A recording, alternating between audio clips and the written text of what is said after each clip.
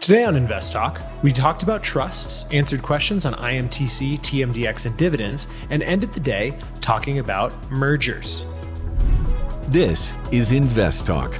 Independent thinking, shared success.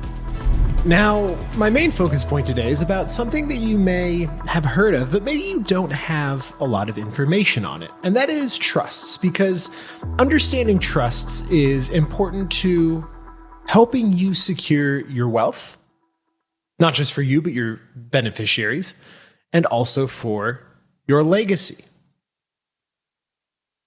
And so a trust is a pretty powerful tool in estate planning and can be used to manage assets on behalf of one or more beneficiaries. What it is at its core is a fiduciary arrangement that involves a trustee that holds and manages assets, which can be arranged in numerous ways to specify exactly how, but also when those assets pass to beneficiaries. So with that being said, let's dive into some of the benefits when it comes to estate planning. The first is that trusts typically bypass the probate process, which can be pretty long and painful, especially in a time when you may be grieving. And so this allows beneficiaries quicker access to the assets than those transferred via a will. There are also some tax advantages as well. If it's an irrevocable trust, it's generally not considered part of the taxable estate, potentially reducing estate taxes upon death. Trusts can also be crafted to specify the precise terms of asset distribution, ensuring that the assets are used in a manner that you find most appropriate. Properly structured trusts can protect the estate from beneficiaries' creditors or from beneficiaries who may not be capable of managing money effectively. Now, they also protect privacy, as many jurisdictions allow distributions of assets to remain out of the public eye. And so with all that being said, you may be asking yourself, well, what kind of trusts should I consider? It's a very customizable process. So what are the options that I have? Well, we mentioned some of them. There are revocable trusts, which allow you to retain control over the assets during your lifetime and can be altered or dissolved if your circumstances or even your intentions change. There are irrevocable trusts, which once established cannot be altered and is often used to reduce the amount subject to estate taxes by removing the trust assets from your estate. Marital trusts benefit a surviving spouse with the assets generally included in the surviving spouse's taxable estate. Bypass trusts help to bypass the surviving spouse's estate in order to make full use of federal estate tax exemptions for each spouse. Charitable trusts, which can be structured to provide specific benefits to a charity while carefully considering when choosing which means you need to carefully consider which trust is right for you because there are so many different options. There are so many different options that can be specifically tailored to whatever use you need. And so consider the purpose of why you have them. If you want to minimize estate taxes, well, you might want to have an irrevocable trust. If you're trying to protect assets from probate, then most trusts will work for you. Are you trying to provide for minors or doing so in a way that you want to control the amount of money that is directed to them? Well, then maybe a discretionary trust is what you need. And so really, you need to understand the implications and the laws of your state, whatever jurisdiction you're in, what is permissible, and what benefits are actually open to you given where you live. And so trusts are powerful tools, and you should choose one that is right for you. And in order to do that, it is essential that you consult with an estate planning attorney, given that these are legal entities, and ensure that the trust is set up according to state laws, as well as deciding on what trustee will manage it within the trust terms. Let's talk a little bit about the market today. U.S. stocks were mostly lower, though they ended off of worse levels just slightly. The S&P 500 and NASDAQ both lower after weekly gains of over 1% last week, with help from that Friday rally. Breadth, though, positive as the equal weight little changed and just off Friday's record high. The cap-weighted index, however, was really weighed down by big tech. NVIDIA, Tesla notably down on the back of their big Friday gains. Other laggards included, looks like the broader semi-cap space didn't do particularly well. Autos, tech hardware, department stores were also relatively down. Our performance included energy, media, insurers. Payment companies and industrial metals did particularly well today. The dollar index was up 20 basis points. Gold finished up 40 basis points as well, hitting a fresh record close. WTI crude oil finished up 3.5%, mostly because there was the latest flare-up in Middle East tensions and news about Libya's production moving forward. I'd say it was a very quiet session overall to start the week with no real catalyst in today's trading. The market really focused ahead of NVIDIA's earnings on Wednesday as the next key input, I would say, for the US, or rather AI secular growth theme. August employment report is on September 6th. That'll be another big focus. And that's because it's the next big event given the outsized influence, or the next big event that will have outsized influence on really a decision of whether or not to have a 25 basis point or a 50 basis point rate cut in September. Speaking of which, the probability of the 50 basis point move currently stands at about 30%, while the market is pricing in just around 100 basis points or 1% of easing over the final 3 meetings this year. In terms of the weekend, really fairly thin news flow. I think looking towards the end of this week, we have what we got this week. We got consumer confidence on Tuesday, initial claims, and the second release of Q2 GDP and pending home sales on Thursday, and personal income index, the PCE index on Friday. Core PCE inflation expected to be the highlight of the week. Wall Street looking for about a 20 basis point month-over-month increase, which would push the year-over-year rate up to 2.7%. That's the market today. Hey, Justin and Luke. This is Tim from Michigan.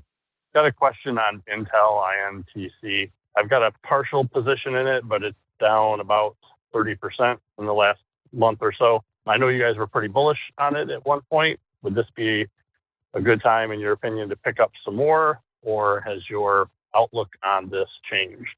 Thank you very much. Bye. So the question is about Intel, ticker INTC, one of the world's preeminent chip manufacturers, specifically within PC products. They have a large dominant share of the PC and server processor markets. And, earlier in the year when this company was down about 30%, I and Justin, we both believed that certainly it would be a good time to pick it up. And why was that? Well, that was because the U.S. government had just given them billions of dollars in subsidies on the condition that they would hire more people. They seemed to have a robust plan for catching up. They really didn't benefit from the AI boom over the past year and a half. And so they had this robust plan. Now, fast forward to about a month ago, right? The stock's now down 60% year to date. And the reason why is because delay. Now, this has happened historically for them. They've had production delays that, in this case, it has made it so they aren't really any closer to achieving that foundry model that would be so beneficial, not towards just US production capacity, but for Intel specifically. They've announced that they're going to be laying off thousands of workers in spite of making a promise for that subsidy money from the CHIPS Act. And so if you ask me, has my belief changed? Well, certainly our analysis needs to change as more information becomes available. Now, with that being said, there are still some things that could potentially be positive. Like I mentioned, Intel remains a pretty dominant force in the semiconductor industry. It has a substantial share of the PC and server processor markets. The turnaround strategy, though it has been slowed down, is encouraging. They're taking steps to divest from non-essential operations, which is something they need to do. And so it really comes down to how much risk are you willing to take on? Do you think that Intel still has the ability to catch up? They certainly have some hurdles with respect to catching up to AMD and NVIDIA in their respective spaces, and those delays are not encouraging. Now, where is it trading now? Well, it's trading at about $20 a share. For its most recent quarter, it reported losses of about 38 cents per share. Their debt has grown from $49 billion to $53 billion this most recent quarter. Their cash flow has pretty much flatlined since 2022 when it stopped its downward cycle. Its profitability, like I mentioned, is falling. And so when you take a look at this from a technical perspective, even if you perceive there to potentially be positivity in the horizon for Intel, it's for the past half a month or so, really actually since the beginning of August, consolidated around the $20 range. So I would say I would need to see more from this company before I pick up more shares. It certainly could move up. It could certainly move down. But for me right now, I think the things that are harming Intel is its inability to execute what really is, in my opinion, a good plan for catching up in a market that it is lagging its competitors, a market that it has dominated for so long. And so, you're down a lot. Do I think that Intel is going to go bankrupt and going to go under? There's always a risk that a company does that. But I think that Intel does have a lot going for it, but I would need to see some positive movement, some movement in the right direction before I thought about buying more shares. Thanks for the call. Now, I hope you've been telling your friends that our audio podcast is also available in video form over on InvestTalk YouTube channel. That's InvestTalk with 2 T's.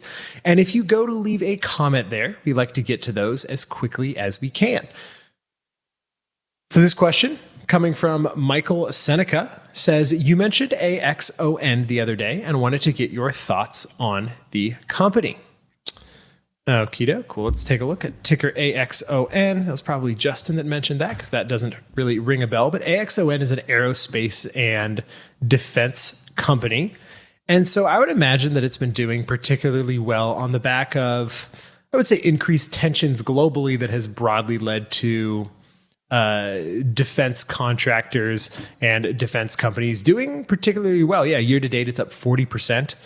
It's up 81% over the past 52 weeks over the past trailing 1 year. Its revenue is up 30% on an annualized basis over the past 5 years. Its net margin has kind of fallen a little bit from its peak out in 2022, but still a pretty modest 10% is what they're projected to come away with this year. They have very little debt, only $711 million on a $28 billion market cap company. They pay no dividend. Their cash flow looks to have been improving pretty significantly and sustainably over the past 4 years, as has their profitability metrics in terms of return on assets, return on equity, and return on invested capital.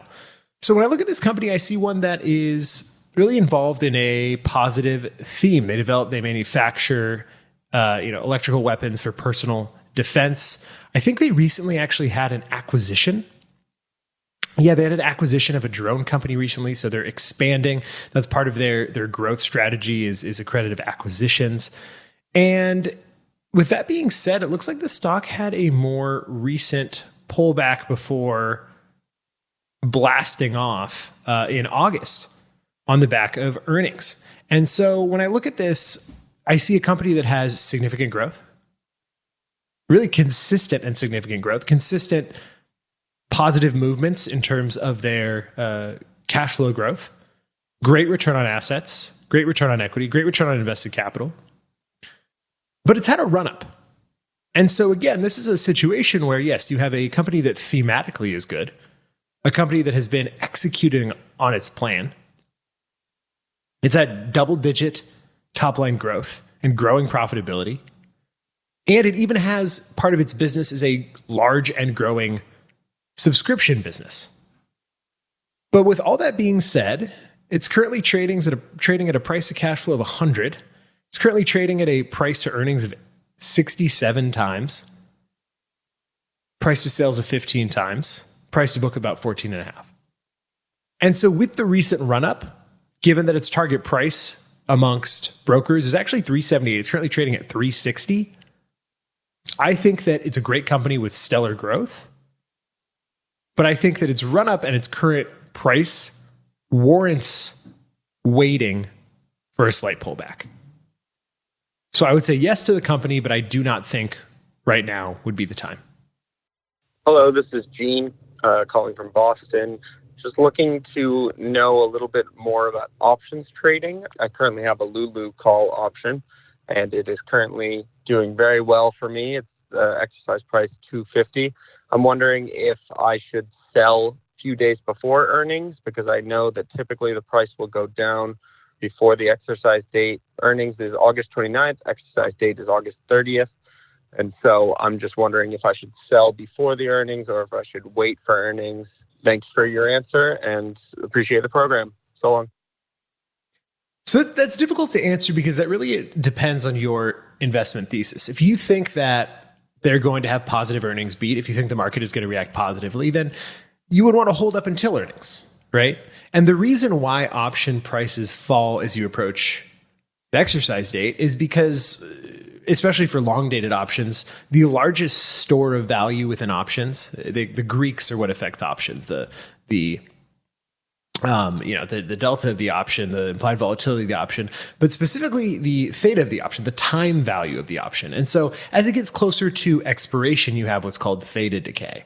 And so that huge chunk of value inherent to an option starts to decay day after day after day because there's less time for volatility to go up. There's less time for positive or negative stock price movements to happen to the stock. So I think it comes down to a question of why are you holding it? If you have a philosophy, if you have a thesis rather, on this stock that you believe it will have positive earnings surprises or it'll have better than expected growth, better than expected forecast, if you think the stock price will go up, then that may overwhelm the decay of theta. So I would say understanding what drives option pricing models is very complex, but keep in mind there is so much going on. But at the core of it is, if you think the stock price is going to be more at the time of expiration, then you should probably hold on. If not, I would sell.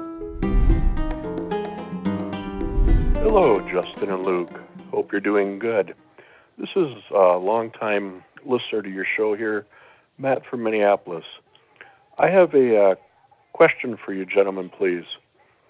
From listening and everything and just kind of following, I understand a lot of people are interested in kind of a, I don't know if you call it a surge or whatnot, but small cap stocks are kind of a thing.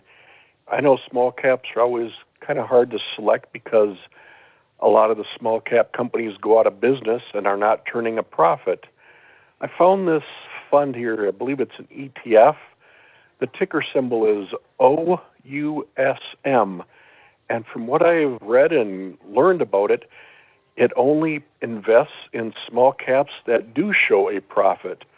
So I guess all of its holdings are all profit-bearing and profit growth. Have you heard of this, and what do you know of it? Would you gentlemen give this a thumbs up and a possible good investment for the future? Thank you. I look forward to hearing your thoughts on the show. Have a great day. So ticker OUSM is the ALPS O-Shares US Small Cap Quality Dividend ETF. And it looks like it aims to invest in small and mid-cap names. And it looks like it reweights it based on 4 factors. So it looks at the quality metrics, so like return on assets, EBITDA. Looks at volatility. It aims to have lower volatility stocks, which historically over time do tend to outperform. Looks at dividend yield. Maybe not my favorite metric, but that's fine. It's just one of 4. And the last one, dividend quality. A better one. It looks at cash dividend growth and dividend payouts. And so it ranks them based on where they fit in buckets on these 4 metrics. I don't know the exact weightings it gives to each metric. That would be interesting to see. It may be in the prospectus, may not be. But then it takes 200 stocks from the MSCI USA Small Cap Index, which has small and mid cap names, and it looks like it may pretty evenly weight them. Now, the reason I say that is because the top 10 names all have between 2.16% and 1.93%, and it doesn't look like it's market cap weighted because it just would not work out that way. So they're probably near equal weights. I'd have to dig in more to get an exact answer there. And it does this on 48 basis points is its expense ratio.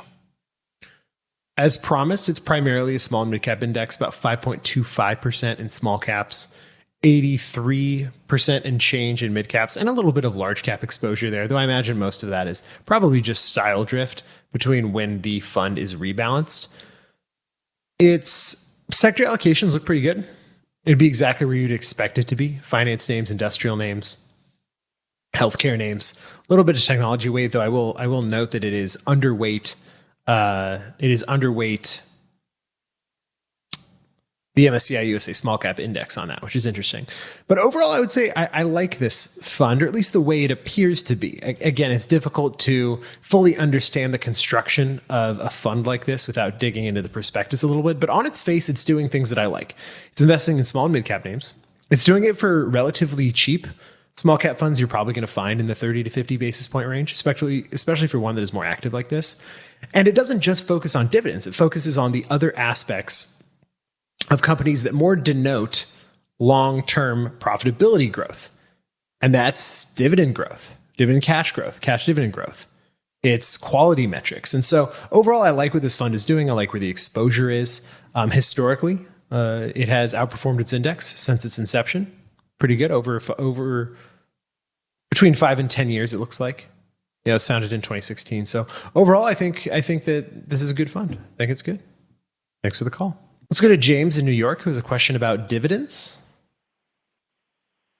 Yeah, I was wondering if, from an annual savings perspective, if a person was going to save 10%, 15%, 20%, et cetera, of their annual income, would one consider dividend reinvestment as part of that percentage, whatever that may be?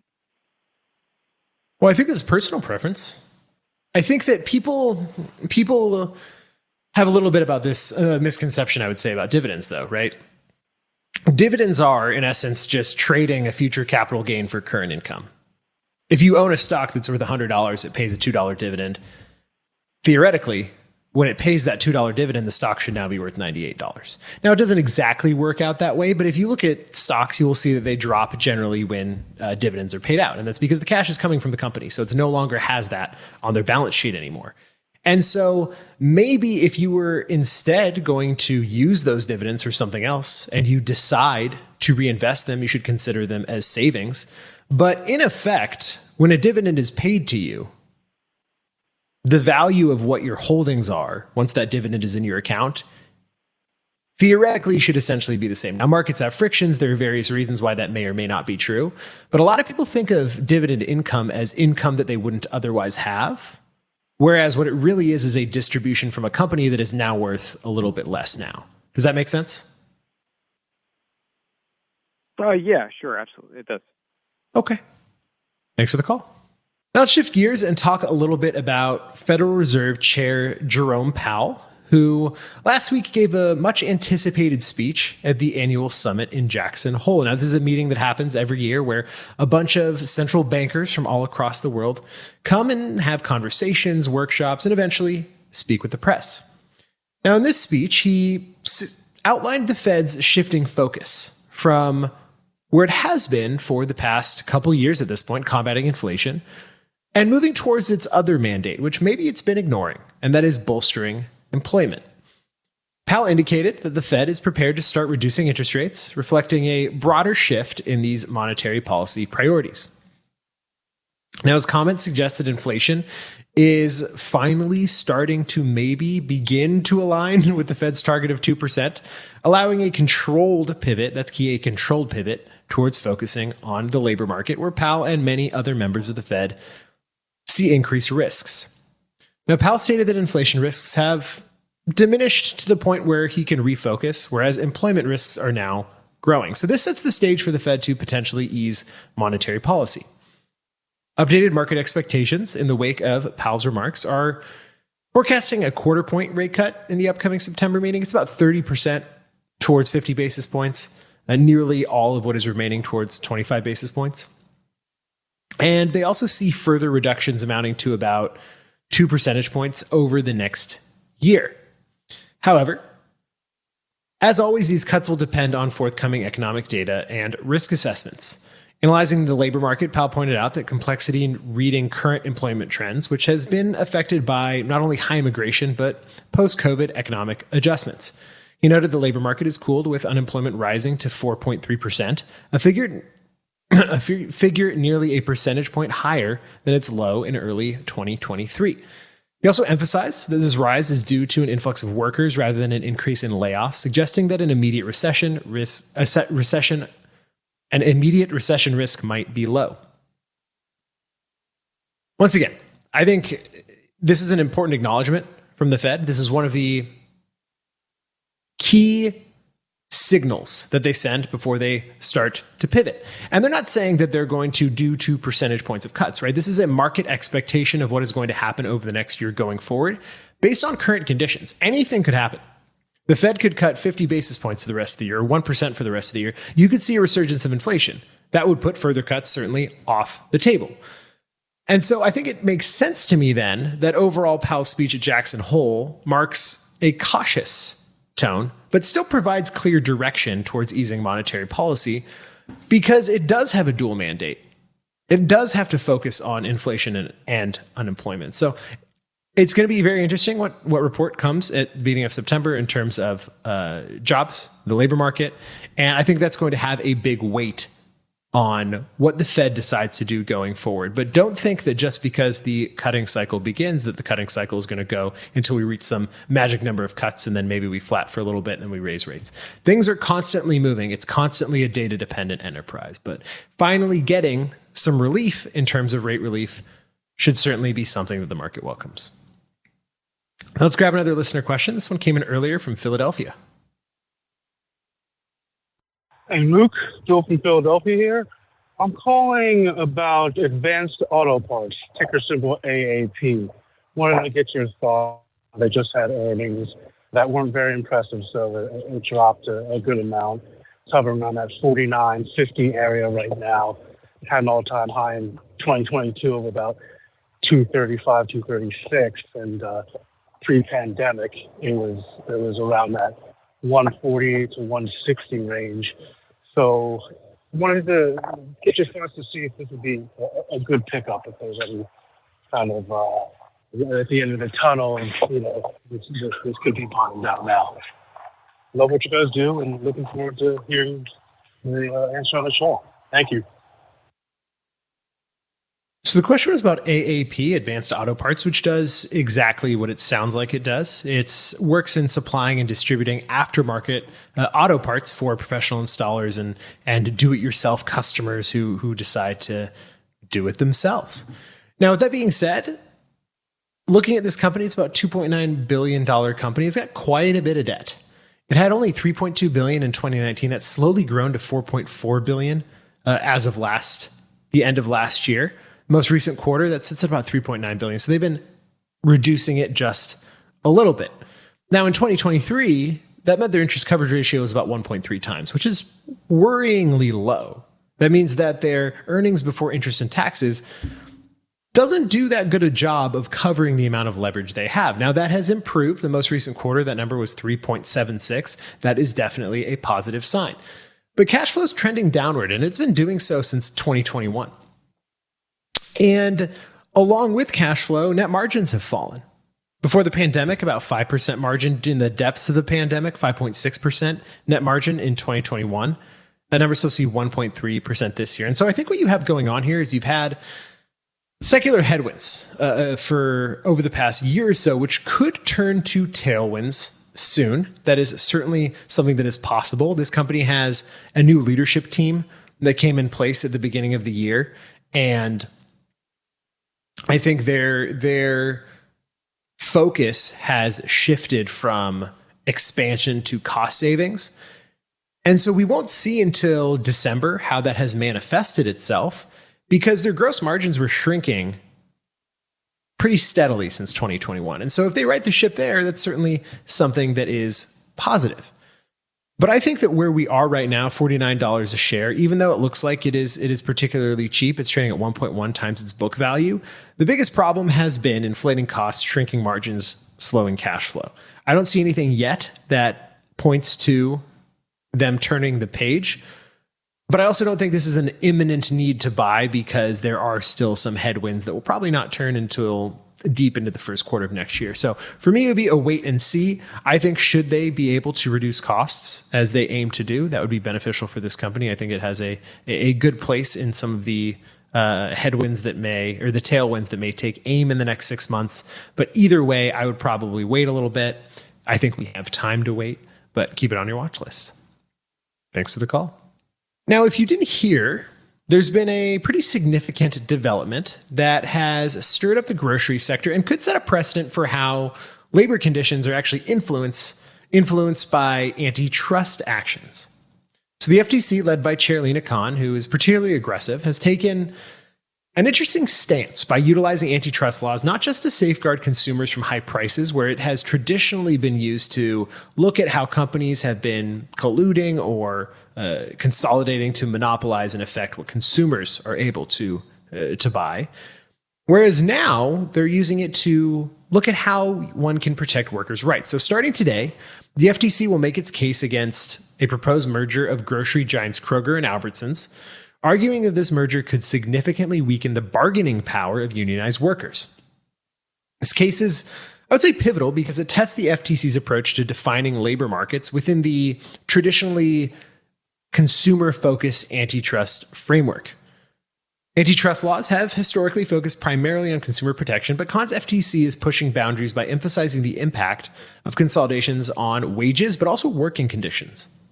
The crux of the argument is that merging Kroger and Albertsons could lead to significant reduction in competition, but for unionized labor, especially in regions like California, where the two chains pretty extensively overlap. This could diminish the union's leverage in negotiating for better wages and benefits. As the merged entity, the new company would face less pressure to compete for labor by offering attractive employment terms. Moreover, the FTC is challenging the merger on the grounds that it would lead to higher grocery prices and reduce consumer choices, particularly in states like Washington and Arizona, where the combined company would be a pretty dominant controller of market share. So what's interesting here is really the broader implications for this case. The FTC's stance, I would say, indicates a shift towards more rigorous scrutiny of how mergers are affecting workers, potentially inspiring similar considerations in other sectors. Overall, this case could become a bellwether for future mergers. It could influence how companies approach negotiations. It could influence how they justify their consolidation efforts, not just to shareholders, but to their employees, to their workers, to their regulators. It's clear the outcome could reshape the landscape of labor relations and merger reviews in the United States. The question now is whether the courts will align with the FTC's expanded interpretation of these laws to include labor market impacts, or if traditional views that prioritize consumer prices will prevail. Either way, I would say the implications for both workers and consumers are significant and more far-reaching than anyone could have anticipated. Hi, Justin and Luke. This is Andrew. Appreciate everything you do. Calling to ask about a stock called TransMedics, stock ticker TMDX. They're in the organ care transplantation industry. They provide basically end-to-end services, everything from harvesting to transportation. I got in the stock back at about in the mid-70s, and I've written it up now quite a ways. Just kind of wondering what your guys' thoughts are on the overall future of the stock. I'm taking profits along the way, but still a pretty big percentage of my portfolio. So just curious as to what you guys think about the stock, and I'll be listening on the show. Thanks. So I think that was a pretty good description of what TransMedics TMDX does. It handles all the aspects of organ care for transplants. And one of the things they've been able to do is actually improve the amount of time that organs are viable. And so this is the type of market where there is one winner. It is whoever is able to make organs last longer to be transplanted. You would not want to go with the second best option. And because of that, they've had incredible growth, 79% over the past 5 years on an annualized basis. That's not over a 5-year period. That's 79% annualized. And this year they're projected to make money for the first time. They had a pretty blowout Q1 earnings report that put them on track for being profitable, I would say long ahead of when a lot of people expected them to be. But with that being said, they're incredibly expensive. Trading at 30 times price to book, 261 times cash flow. Now, you've said that you have taken profits along the way, which is good. You should. And so if that was just what you said, I would say incredible growth. This seems to be an incredible company. Maybe you don't need to sell it all. And I don't think you need to sell it all. But you did say it's a very significant part of your portfolio, which means you have outsized risks for something that, yes, is finally turning a profit, but it doesn't matter what company it is. Investing is as much about managing risks as it is about getting returns. And so given that it is a significant part of your portfolio, I would consider it's up 115% year to date, up 172% on the 1 year time frame. I would consider continuing to trim into its march ahead. You're probably going to see it continue to march upward, as this is the first year it's supposed to be profitable, far ahead of expectations, far ahead of the time frame that was expected. Thanks for the call. Now let's get to another question from our InvestTalk YouTube question bank. This one says, when you talk about how much debt a company has, you rattle out a number super quick. The number you say never matches any of the numbers I see when I'm looking at a company's balance sheet. Are you listing the company's entire debt, including long-term debt? What does the number you provide include? How up-to-date is your data on average? Bonus question, if you have time, when you name the cash they have, are you listing all their cash or cash and cash equivalents? So on the debt picture, what we're looking at is the long-term and short-term debt of a company aggregated. I'll typically give a year where I see that debt figure. And then what we have is not just year end in terms of December, not their fiscal year, but also their most quarterly number. That all comes directly from FactSet. So listen into when I say what year it's from, or if I say it's their most recent quarter, and that'll give you a hint on what number we're talking about. Now, in terms of your bonus questions, when we say cash and short-term investments. And cash and short-term investments could include money market funds. It could include cash equivalents. And so that kind of gives you a better picture of what cash is available within a business. Thanks for watching, and thank you for leaving a comment. If you would like to get your question answered, or if you're just curious about our InvestTalk show in video form, please head over to our InvestTalk YouTube channel. It's just InvestTalk with 2 T's, and you'll get to see the data we look at. You'll get to see our average looking faces. You'll get to see my beard, but overall, I think it's a better experience in terms of understanding partially, because it is only one of many screens I look at, understanding partially how we come to some of the conclusions that we come to.